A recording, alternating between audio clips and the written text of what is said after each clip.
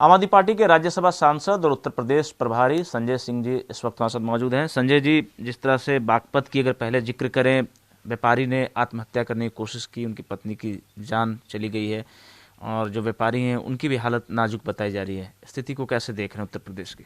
देखिए, मुझे लगता है कि ये मोदी सरकार की नीतियों पर, योगी सरकार की नीतियों पर एक जोरदार तमाचा है और इनके सारे खोखले दावों की पोल खोलता है।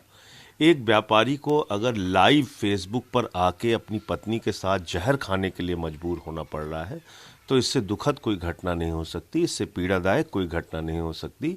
उसमें उसकी पत्नी की जान चली गई, व्यापारी खुद गंभीर अवस्था में अस्पताल में भर्ती है। और मुझे लगता है कि ये कहीं ना कहीं इस बात को बताता है कि खोखले दावों से, खोखले वादों से, खोखली बातें करके काम नहीं चलेगा। आप वास्तविकता में जब तक इस देश के छोटे व्यापारियों को, किसानों को, मजदूरों को मजबूत करने के लिए काम नहीं करेंगे, माताओं बहनों को मजबूत करने के लिए काम नहीं करेंगे, तो हताशा और निराशा के कारण ऐसी परिस्थितियां पैदा आपने देखा होंगी। कि डबल इंजन की सरकार में ये सारी चीजें हो रही है। बिल्कुल, क्योंकि ये लोग बार बार कहते हैं कि मोदी और योगी की सरकार है, डबल इंजन की सरकार है, केंद्र में भी है, राज्य में भी है।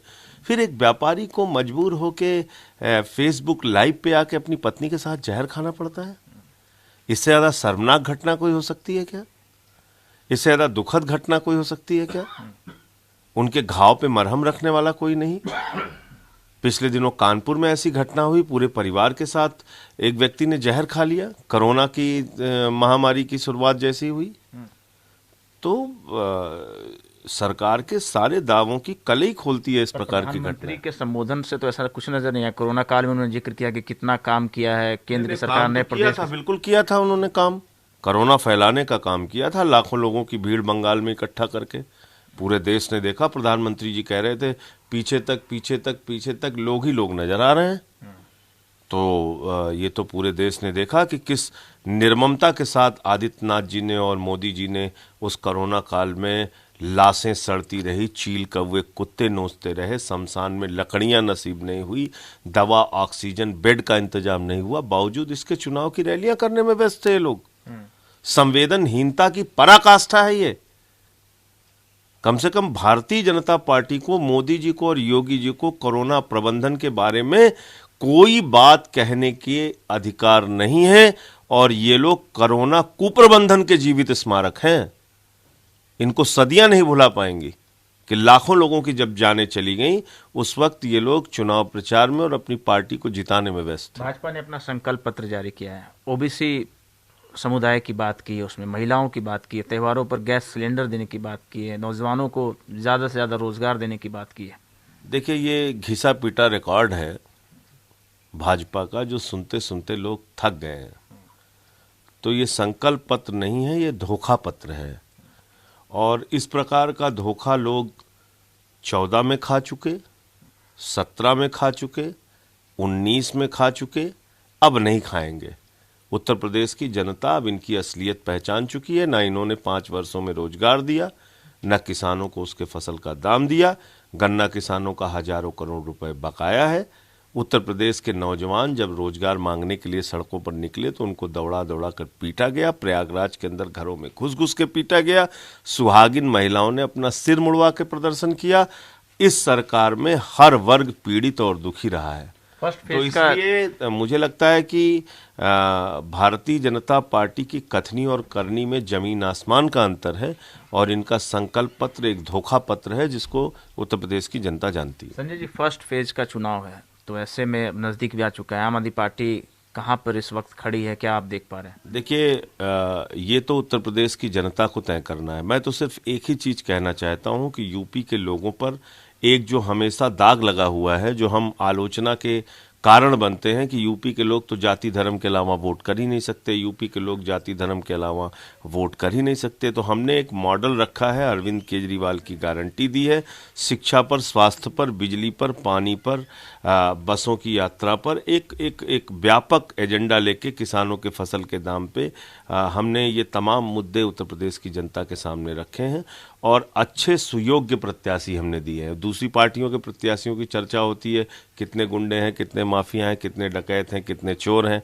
हमारे पार्टी के जब प्रत्याशियों की चर्चा होती है तो चर्चा होती है कितने पीएचडी हैं, कितने डॉक्टर हैं, कितने इंजीनियर हैं, कितने एमबीए हैं। तो हमने पढ़े लिखे सुयोग्य प्रत्याशी भी दिए हैं, अच्छे मुद्दे भी दिए हैं, अच्छा काम भी दिल्ली में करके दिखाया है।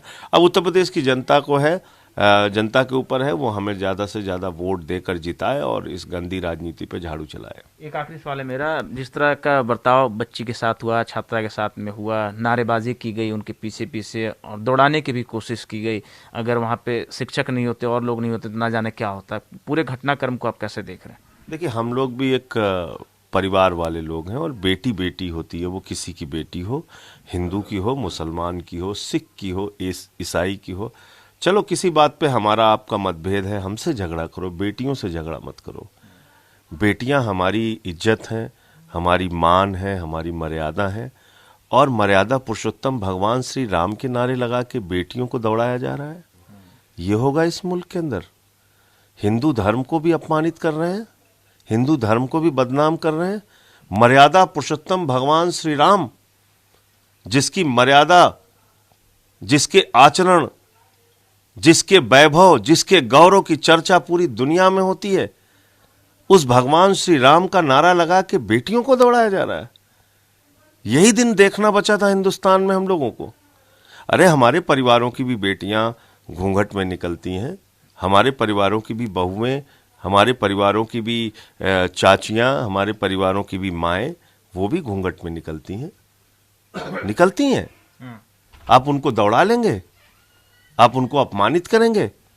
उत्तर प्रदेश के किसी गांव में जाके यही भाजपा वाले करके दिखाएं, इकट्ठा होके हड्डियां तोड़ देंगे लोग। पर्दा करना कौन सा गुनाह हो गया, मुझे तो समझ में नहीं आ रहा है। सिख समाज की बेटियां हैं, वो भी सर पे सर ढाक के चलती हैं। ईसाई समाज की बेटियां हैं, वो भी सर ढाक के चलती हैं। हिंदू समाज की बेटियां हैं, वो भी सर ढाक के चलती हैं। आप बेटियों के साथ इस तरह का व्यवहार करेंगे? ये तो बहुत ही, मतलब मुझे तो बहुत पीड़ा हुई वो दृश्य देख के। बेटी बेटी होती है, किसी की बेटी हो, और किसी की इज्जत के साथ खिलवाड़ नहीं करना चाहिए, ये गलत बात है। बहुत शुक्रिया भारत समाचार को समय देने के लिए। कैमरामैन रोहित के साथ रवि सर्राफ, भारत समाचार, दिल्ली।